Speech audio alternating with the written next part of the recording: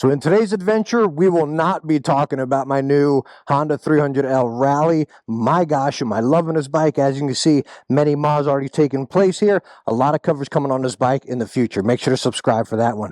But today, we're going to be talking about my 2024 Honda Transalp and the mods I have put on this bike so far. The first thing I want to talk about being windy and cold, are these deflectors you're seeing. So you're seeing the windshield, I got these deflectors here, and then if you can see them down there, I got these little wings. These are directly from Honda, and I believe they're like, I don't know, maybe $70 or something like that. You can buy them separately. Now, I will tell you, these up front, I do notice a difference with. It takes the wind off my arms, beating up right here and up on my shoulders. It reduces that significantly, especially when you're up around 50, 60 miles an hour. Now, when you start hitting highways, I mean, the wind is the wind, right? And this windshield is, for me at least, being right at 6 feet, a little bit shorter than I would prefer. Now, talking about these deflectors down here, I don't notice much difference at all. So again, I'd say skip those, but I would say if you're going to stick with the stock windshield, definitely pick up the deflectors up on the front. Now I want to give you one tip. As you saw me just cycle modes there as we were riding, got on this little fire road on the back, I just switched to user mode, which mine is ABS off and traction control, or ABS on off-road and traction control off. It's become ritual for me, or just a habit, right? That whenever I fire up this bike to warm up, I automatically set my user mode to my off-road mode, which is pretty much traction control off, and again, off-road ABS. So, an annoyance it may sound like, but it takes a second and it's become habit for me. So, it is a stinker when you turn the key, it'll go off. But again, I've created this habit and it's just always there. So I recommend you, right when you get on the bike, if you do any off-roading or whatever, just set your user mode, whether it be traction control off or ABS off, so you always have that handy. Now, as we just got off that little off-road stint there, I want to talk about my next mod being my phone mount. Again, with the bounciness and everything, let me switch back over to standard mode. But anyways, the vibration, right? So in motorcycle videos, there's three common sponsors you see. Insta360, Moscow Moto, and then Quad Lock. Quad Lock probably more than any of them. And I do have Quad Lock. I got the vibration thing, I got the case, the whole caboose, you know what I mean? And I don't like it. Why don't I like it? Well, number one, with the vibration thing, it vibrates so much that I can't even see my phone. Secondly, it's just, I know you get used to it over time, but it's a pain to attach it, you know.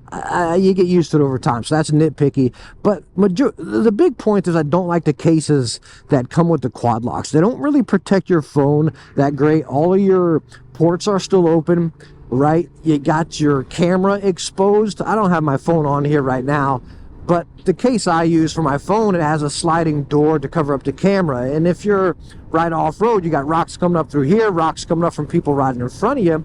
It's nice to protect your camera like that, right? You talk about vibration, well, that's the camera warning. That's with older phones. Your newer phones, they got vibration dampeners and things inside your phone, but you still want to protect that some, so you still want that dampening within your mount because you got the vibration from the bike. This phone mount, you have rubber here, rubber on every corner, and then a bunch of rubber down there. So this thing just doesn't bounce around much, but you're still getting that protection. It's a cheap Amazon one, right? But I love it. I've used it on all of my bikes, and I swear by it. Y'all know I run another tech channel, so tech is my passion, and I know all about the sponsored stuff, and I appreciate and respect sponsors. I get it, right? But I'm not going to recommend garbage. That's something I really stand behind, is recommending quality stuff. And I just, again, I'm not happy with the current state of the quad lock protection on an adventure bike. The next mod I want to talk about are my hand guards. They are the official bark busters for the Honda Transalp XL750. I actually did try the contoured bark busters at first because I could get them a lot quicker. I get it for cheaper. And you know, they were just readily available. So the contour ones, they come and attach down here.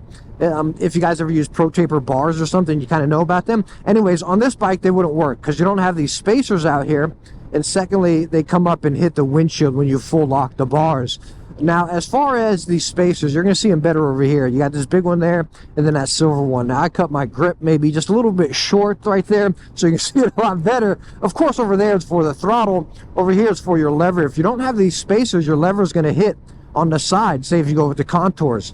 So Don't make the mistake I did. Make sure you get the bark busters that are actually specifically for the Honda Transalp XL750. Now, as far as my actual guards, I use the Storm guards. I've used these on all of my bikes. I just prefer them over the ones that come with them usually. I forget what they're called. Those look a little more aggressive, kind of dirt bike-ish. I think these got a nice subtle look, and they block the wind a whole lot more, right? The wind, I don't feel any on my hand right now, and it's also great when it's raining. So 2 points there. Don't do the mistake I did. And yes, definitely go with the Storm guards. I highly recommend these over the standards. Next mod, you've probably seen in every single one of my videos for my bikes. That is the mirrors here. And I swear by these mirrors. I absolutely love them. Nothing's wrong with the stock mirrors. They're plenty fine. But if you got an adventure bike, if you're going off-road, you're probably going to drop the bike a few times, you know? And when you go down, usually your mirrors adjust.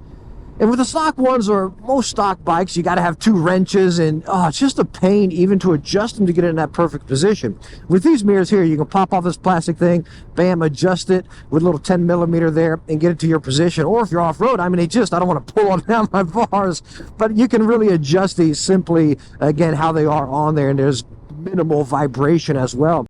Next mod, as you've been seeing, my grips here. I have the Pro Taper, I forget the name of these ones here. I had the pillow tops on at first, and I really like those. I use them on a lot of my bikes, but on this where I ride a little bit longer and further, I didn't like them too much, you know what I mean? They felt a little bit too thin for me, and the knobs I constantly felt on them.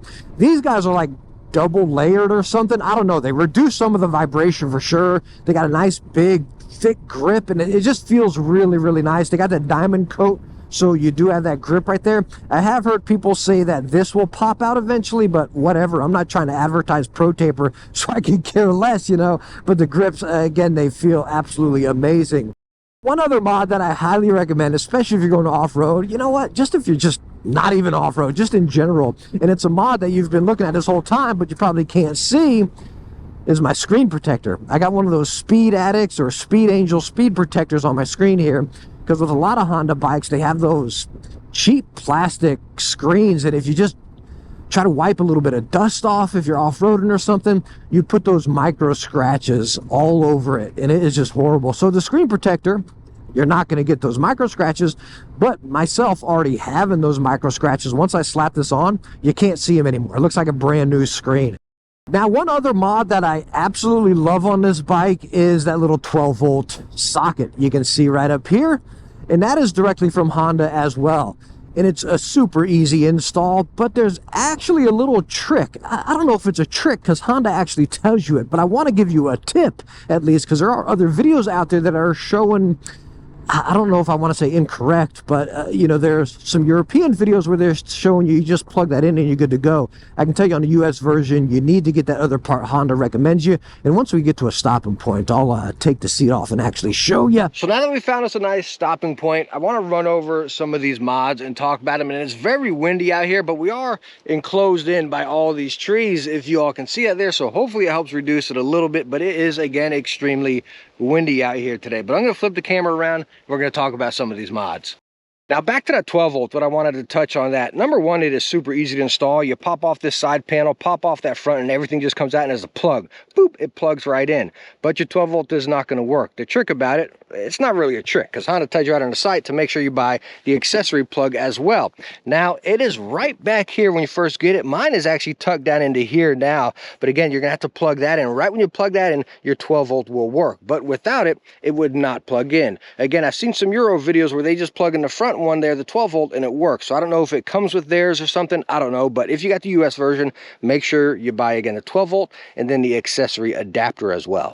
All right, so now let's get into the rest of the mods. We've talked about everything as far as seating position. Well, actually, we missed one thing, my tank bag here. It is the Nelson Rig Commuter, and why I love this tank bag is, number one, it magnetizes on there, so if you need to get gas, you just peel it to the side and you're good to go. It's got a lot of space in it. I really love it there. It's not waterproof. You got to put a cover over it, but I just really like it, and I attach it right up here by the bars, if you can see, just for some extra protection. Now, if you full lock the bars, it does hit a little bit, but again, I don't think you're really going to be locked that tight, but that's why I like it. Again, it's magnetized, it's easy, there's plenty of space that is not in the way.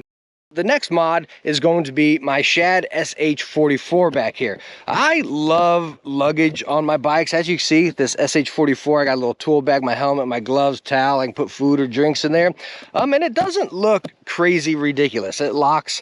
I got the backrest, even though I don't use ride with passengers much. It's just, I figured, heck, let me complete it. A lot of people make fun of luggage, but it's something that I need on my bikes, you know what I mean? I just like having that lockable luggage. If I got something important, or if I go to the store and pick something up, I can lock it in there. Now, for this bike, you got to get the Shad plate under here, which attaches right to the rack. Then you get the mounting bracket for your case, whether you go with the smaller, the 40s, but I went with 44, so I got this one, and then of course my case. But you can pick whatever size. You want a smaller one, you want a bigger one, you can do it. I will not be going with my Givi Trekkers. You all know on all my other bikes I use the Givi Outback Trekkers, the metal ones, on the sides and the back, but those things are super heavy. So this time I'm just going to go with that Shad and then soft bags on the side. Now I want to touch on the one mod I probably get the questions the most about, as far as my crash bars and my skid plate. And if you can see down there, you can already tell the brand. It is Heed. I've used Heed again on my Africa Twin, my Triumph. I absolutely love the Heed bars. They're just very solid. They connect in good points. Bam, right down there. You mount a little adapter inside here, if you can see on that side better. And then it's super solid. They don't flex or anything. Now for these, you got to get these lower. The lower is separate from the upper. So if you just want the upper, hey, just put that there if you don't plan on doing any off-roading. But as far as the lower, you need these to attach the skid plate. And that's what I'm noticing with a lot of crash bars for the Transalp, of course for a lot of bikes, but there's no attachment points underneath this because you got that little milker down there and then our little pipes, so your skid plate doesn't attach. The skid plate attaches actually to the lower bars with some brackets. So, and I'm noticing that with a lot of crash bars. It's not just Heed, it's just how the Transalp was designed. Now coming up to the front, all Heed bars, you always got this little gap in the middle, so I don't know, you may not like that. Honda's got a nice little spacer. I wish Heed would put that spacer up front here, and then it attaches down below. But again, they're super solid. I really like them. I can't complain about the crash bars at all. But what I am going to complain about is a skid plate. Coming up to the front, you already saw it up there. It goes nice and high. You still get a little splatter up onto the radiator up there, but it is still a nice big skid plate. I'm gonna flip the camera down and do some fancy editing. Right down here, you can see this is banged up big time. Right here, right along there. Because what happens out of the box, it comes here and it slopes right down. So it's usually a big fold right there in the metal. I actually went to Heed and I said, hey man, this doesn't seem safe. If you go over a log or a rock or whatever, it's gonna catch on there and you're just done for. It's gonna bring your bike to a halt. They said, oh, well, we haven't had any complaints or any issues with it so far. But I will tell you, that thing is a death trap. It is incredibly scary. Why mine's all banged up is not for off-roading. I took a hammer to it and flattened it out because it scared the lights out of me. Again, it's not like it doesn't just slightly slope. It goes straight down, you know, like that much. It's super scary. It's the craziest design. I understand it's to keep the metal a little firmer, a little more structured down there. But man, I'm not taking the risk. So unfortunately, this is the first time I'm not gonna recommend Heed. Unless you go with just the top bars and maybe even the lower bars and you don't need a skid plate, you'll be fine. But if you wanna go with the whole setup with the skid plate, man, the design is absolutely flawed and needs to be fixed. Unless you're willing to hammer it out like that, I would just recommend you try something else probably this time. Now, as we were just looking over those crash bars, you probably also spotted my little fog lights up front here. If you watch my main review, the headlight's decent, right? When it shines down on the ground, it's fine, but it's not going to cover a lot of ground, right? When you hit the high beam, it's just straight out. It almost goes up a little. Again, maybe that's my bike and I need to adjust it, but again, I'm so used to bikes with fog lights, and once you use them, it's almost like you can't go back. Not even so much as far as lighting up a trail or something, but a safety feature. Foggy, rainy, anything like that, you look more like a car rather than this one little light right there. So a safety feature on top of lighting up your trail. But anyways, the lights I'm using here are just basic ones off Amazon. I was not going to get the Honda ones as much as I wanted to because you can control them through the screen, just like the heated grips. But they're like 500 bucks. I was like, yeah, no way. This whole combo here is probably, I don't know, maybe 50 bucks or something. These lights are so nice because you see they got that little dome out here. So it shines the light out and covers a lot of that ground in front of you. I got just these basic mounts here. Again, a very cheap combo. I don't think they look bad. Do they look great? I don't know. Maybe they kind of stand out a little bit. They definitely serve the purpose, and I honestly like them. And they're controlled by this little switch right up here. Bam, you can just clip them on. And there they go right there. Again, they're not blinding. They definitely just serve the purpose really nice. Now, I don't know if I can really call this a mod, right? This is definitely not a mod I did, talking about the quick shifter. This is for any of you out there, the European ones. On the US version, the quick shifter comes standard, and it is phenomenal. Again, you can control like the firmness of it up in the settings, which you notice a little bit. But anyways, the quick shifter just on any bike is phenomenal. A mod you need to have. Again, luckily for us in the US, we get this included. But if you're in Europe, in the years that didn't come with this, you need to get this. It's like 230, 250 bucks, and one that you will highly appreciate. Now, just a little shout out to my kickstand little foot right down here. I haven't found any that actually bolt onto it yet, so I keep this little one in my bag. I usually use this for my dual sports, but since I've been taking this off-road so much, it's nice, especially us down here with this soft sand, or if you're in mud, you plop that down, and it's just gonna sink and hold your bike up. So if you're at a campsite or something, you don't gotta drive around to find a firm spot. This is a really nice little touch to keep in your bag. And again, I know I have talked about them. I know I have praised them in multiple videos. I did a standalone video for this bike as well. But the tires, the AX41s from Bridgestone, I absolutely love these tires. As you can see, they look pretty aggressive, but it's nice. You got that side tread down there and pretty nice tread going all the way through here. Like I stated, they don't last very long. I can already see them kind of wearing a little bit here. But again, you expect 3,000 to 5,000 miles on these tires, depending how much you're loading it down. But the stock tires, again, are absolutely horrible, especially the front one. Once you get something nice and grippy like this, you can see the front one's barely worn down compared to the rear one. But again, these tires transform this bike. I think any knobby will. But if you're looking for something kind of middle of the road, not too expensive, these tires I swear by. So there you go. My mod so far on my 2024 Honda Transalp. And I say so far because yes, I do have some more coming. But right now, as this bike sits, and again, the great thing, like I stated, is this doesn't break the bank. These mods, again, I paid for myself.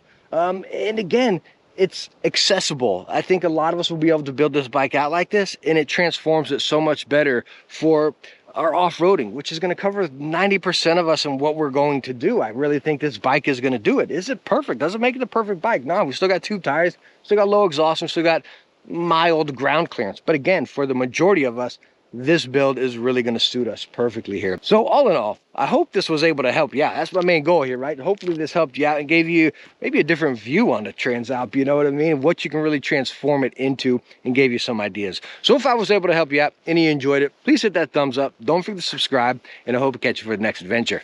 Bye now.